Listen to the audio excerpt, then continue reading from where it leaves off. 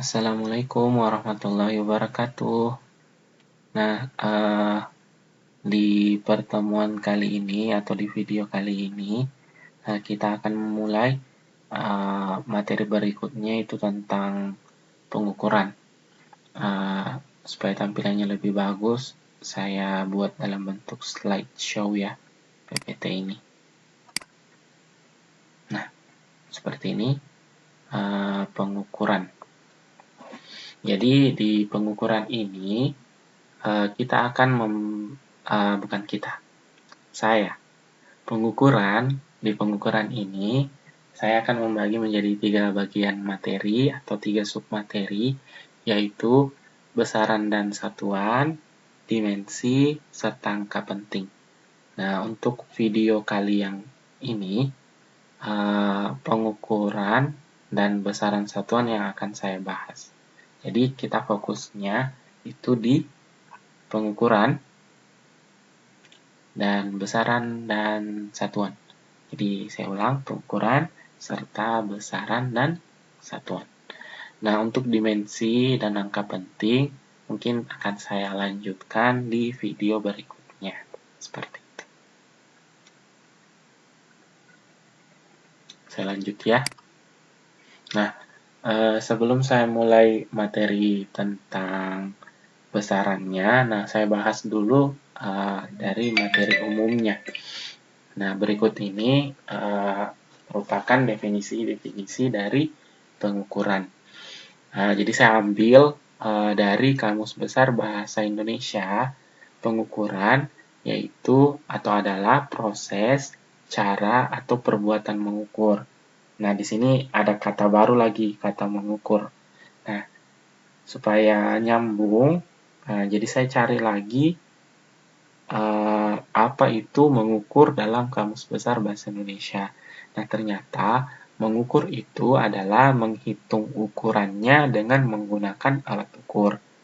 Nah, jadi kalau kita gabungkan nih, pengukuran menurut Kamus Besar Bahasa Indonesia adalah proses, cara, atau perbuatan untuk menghitung ukuran. Nah, ukuran apa? Ukuran suatu benda di sini ya, dengan menggunakan alat ukur.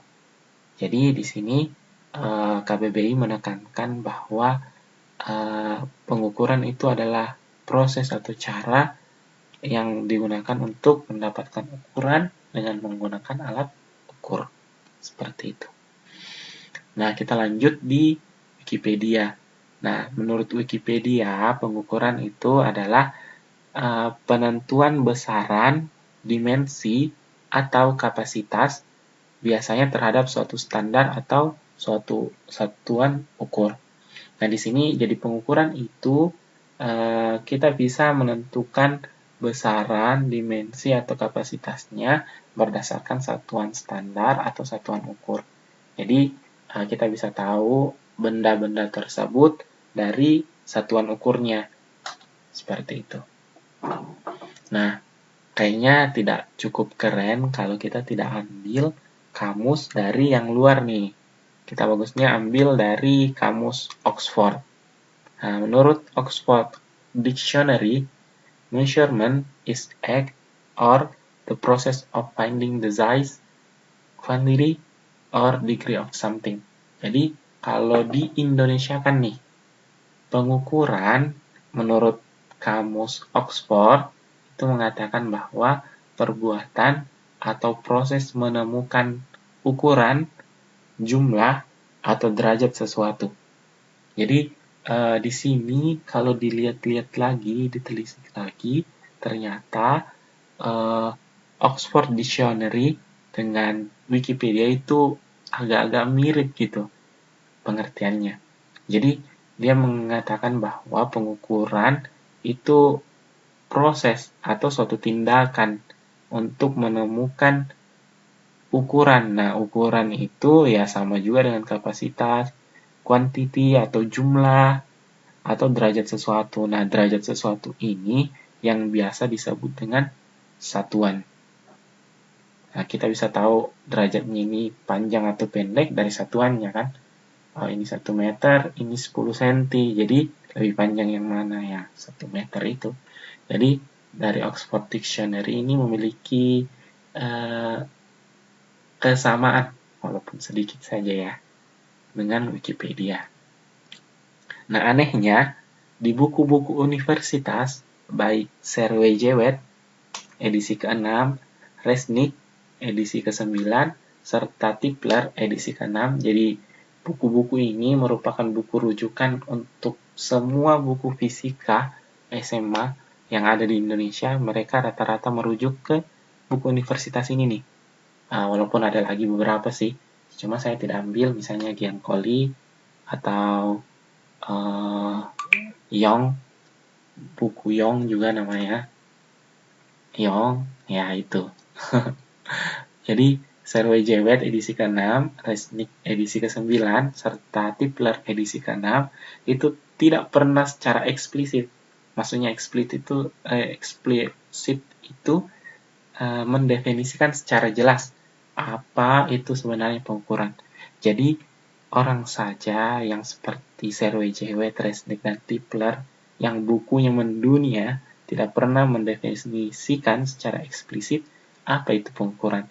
Jadi mungkin lebih baik kita menyerahkan saja biar kamus besar kayak Oxford Dictionary maupun Kamus Besar Bahasa Indonesia yang memberikan pengertian pengukuran tersebut. Karena tidak etis juga kalau buku fisika yang mendefinisikan apa itu pengukuran. Seperti itu. Oke, kita lanjut ya. Kayaknya terlalu lama hanya untuk membahas definisi pengukuran. Toh ujung-ujungnya ini bukan ulangan bahasa Indonesia atau ulangan PKN yang menanyakan tentang definisi. Ya, saya lanjut. Nah, di sini tujuan dari pengukuran. Nah, tujuan dari pengukuran tersebut yaitu adalah dasar pengujian teori dalam sains. Nah, seperti kita lihat gambarnya nih. Di sini kan kita tahu bahwa telur itu yang udah masak tuh maupun yang mentah tuh kalau dicelupin di air biasa tuh ternyata dia tenggelam. Nah, bagaimana cara membuat telur yang tenggelam itu bisa mengapung di atas permukaan air. Nah, di sini mungkin kalian pernah melakukan percobaan sewaktu kalian SD maupun SMP dengan menambahkan sejumlah garam ke dalam air sehingga nggak ditambah juga saja ya, diaduk-aduk dulu. Jadi diaduk sampai garamnya tersebut larut, baru kita masukkan kembali telurnya. Nah, ternyata telur tersebut bisa saja tidak lagi tenggelam kalau jumlah garam yang diberikan itu sesuai ya, jangan terlalu sedikit juga, nanti tidak ada efeknya. Jadi dengan sejumlah garam tersebut dapat mengangkat telur.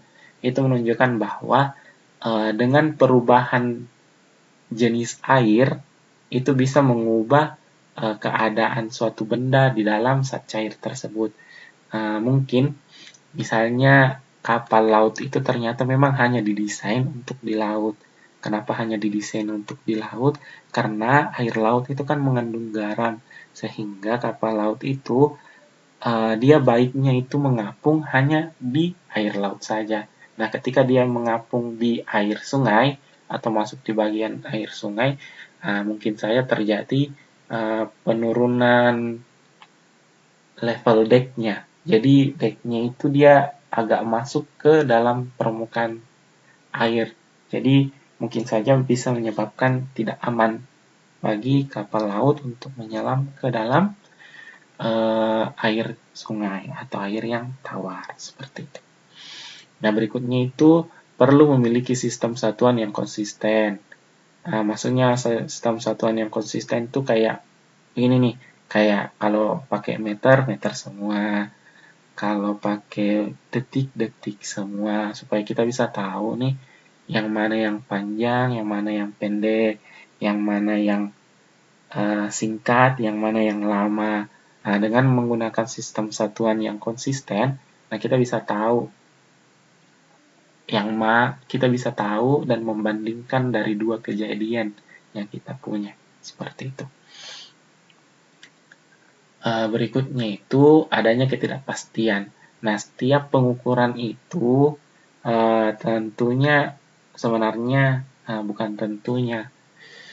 Mungkin secara tidak sadar kalian akan menemukan angka-angka atau data-data yang tidak pas dengan skala alat ukur yang kalian gunakan.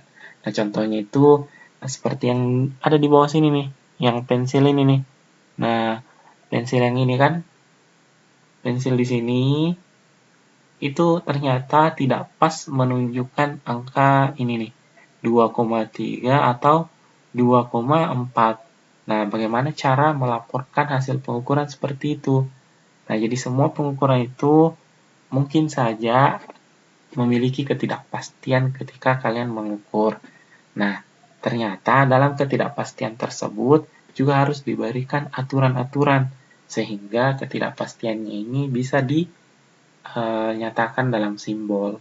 Nah, seperti ini. Ternyata kalau dia berada di antara 2,3 dan 2,4, baiknya kita menulis angkanya itu adalah 2,35. Baik itu mau mendekat ke skala 2,3 atau skala 2,4, tetap kita tulis 2,35 seperti itu. Itu salah satu aturan yang disepakati tentang ketidakpastian.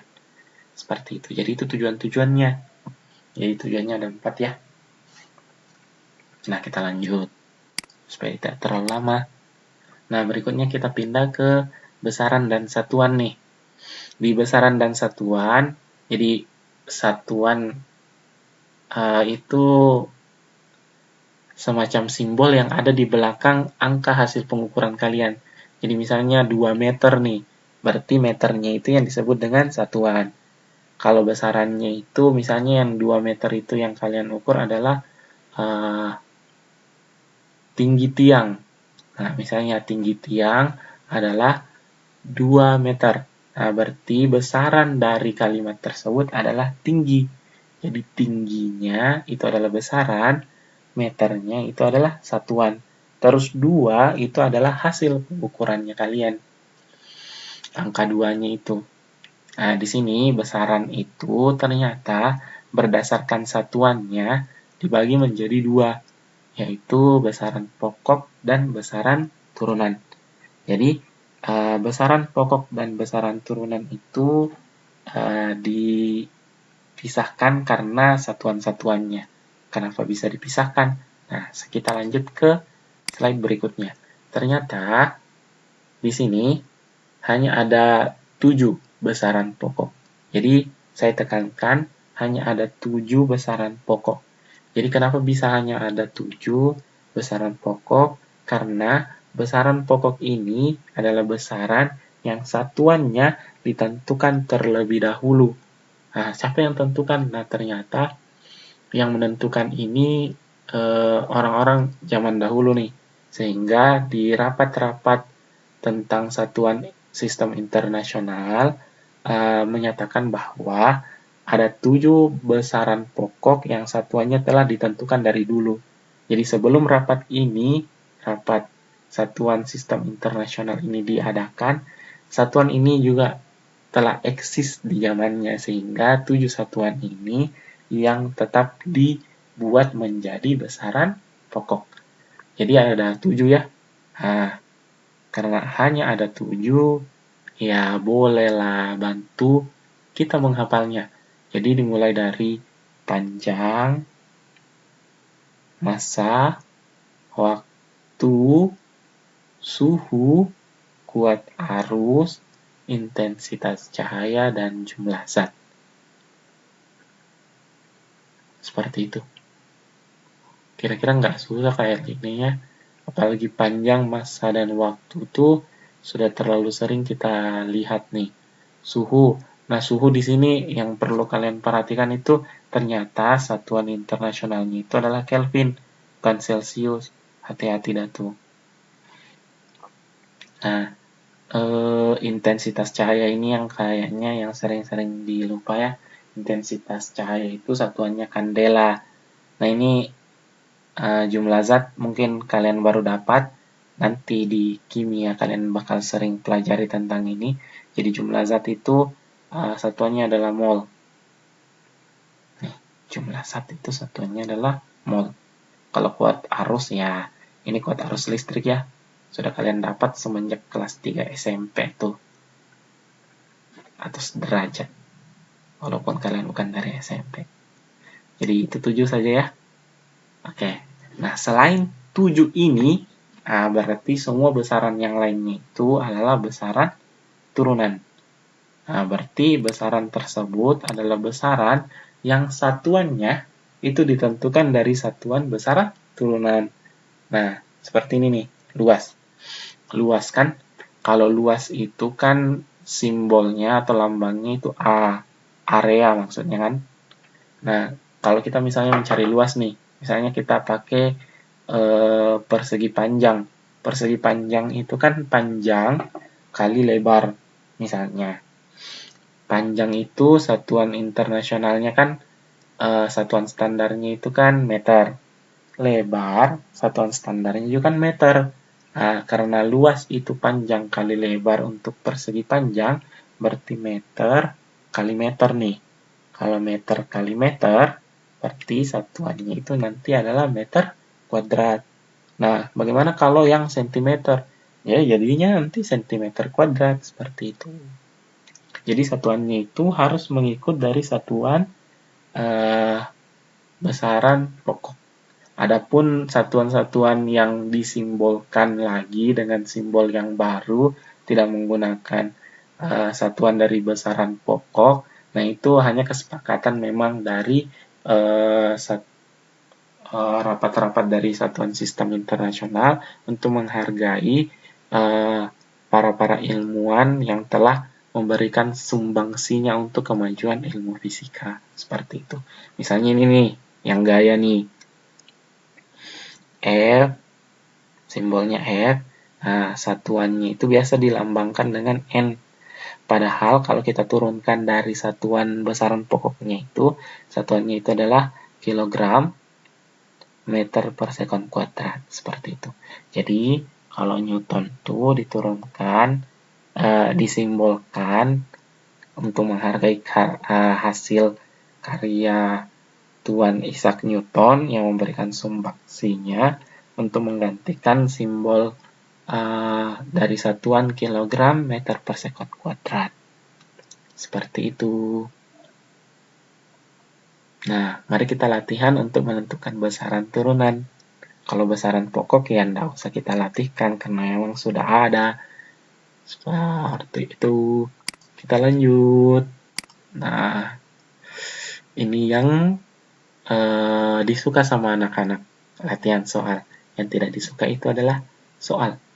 Apalagi ulangan. Karena latihan soal itu 1 tambah 1. Soalnya itu 8 tambah 7. Kalau ulangannya itu akar 8 tambah akar 7. Terrifying. Sabar saja. It needs effort. Kita mulai ya. Nah, di sini. Energi potensial M kali G kali H. Di sini energi potensial itu sudah mungkin kalian pelajari waktu SMP. Nah, di sini juga ada keterangannya tuh. Massa, jadi M itu adalah massa, satuannya kilogram. Nah, kita coba buat satuannya dalam standar internasional. Jadi kilogram dikali dengan percepatan gravitasi, satuannya itu meter per sekon kuadrat.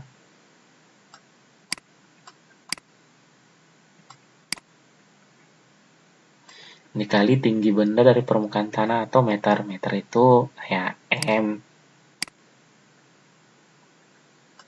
Nah, seperti ini. Nah, ya tinggal dioperasikan. Kan kalian lebih biasa melihat aljabar kan. Kalau X kali Y, ya XY. Kalau X kali 2X, berarti 2X kuadrat. Nah, sama seperti itu. K kali E, kilogram kali M, berarti tetap kilogram. M kali M jadi M kuadrat. Nih. Per sekon pangkat 2. Jadi ini ya sama seperti aljabar yang kalian pernah pelajari waktu SMP.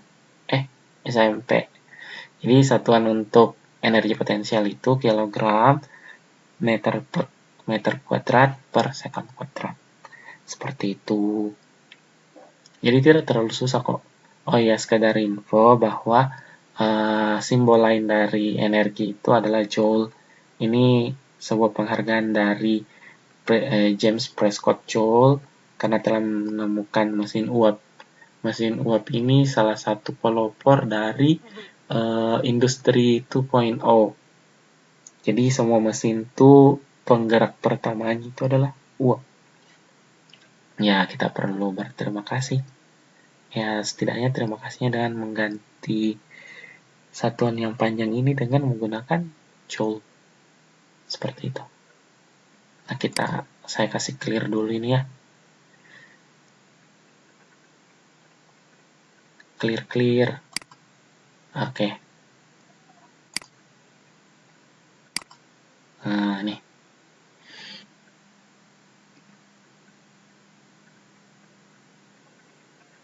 P itu M kali V. Nah, sekadar info, P itu adalah momentum. Momentum itu rumusnya M kali V.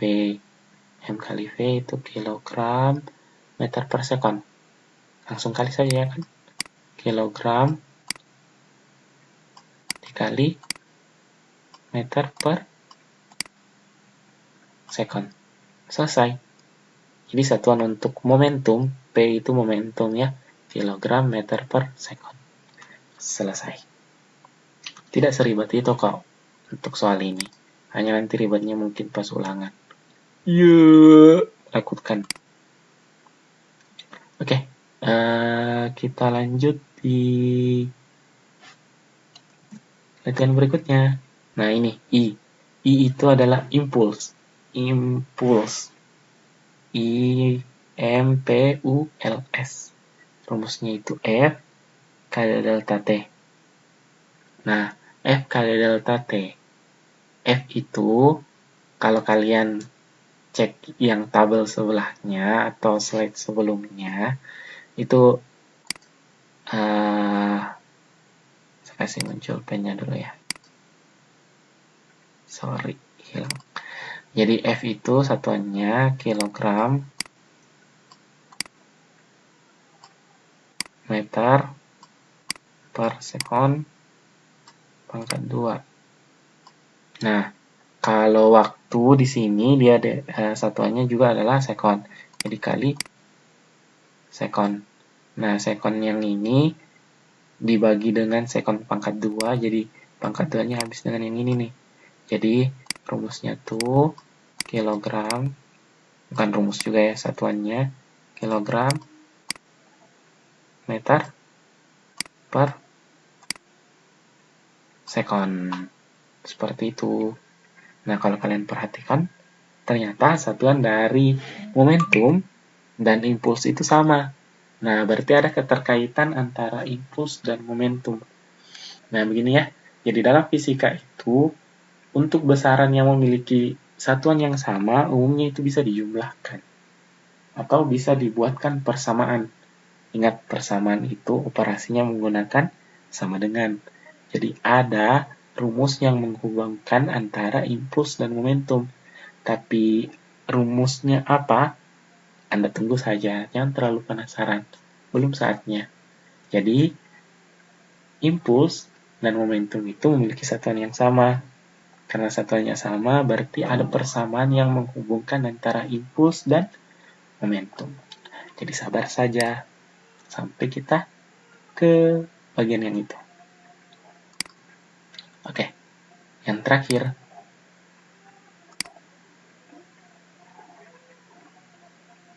Kayaknya bakalan kepotong yang ini ya. Karena ini kepotong sama screen-nya, ya ini coba kalian kerja.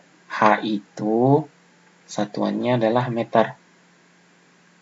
Nah, jadi Rho di sini kan kilogram meter pangkat 3. Jadi karena kepotong sama taskbar perekaman layar ini, jadi saya tulis agak bagian atas ya. Jadi di sini H itu adalah kedalaman yang satuannya meter. Jadi Rho yang satuannya itu kilogram per meter pangkat 3 dikali dengan meter per sekon pangkat 2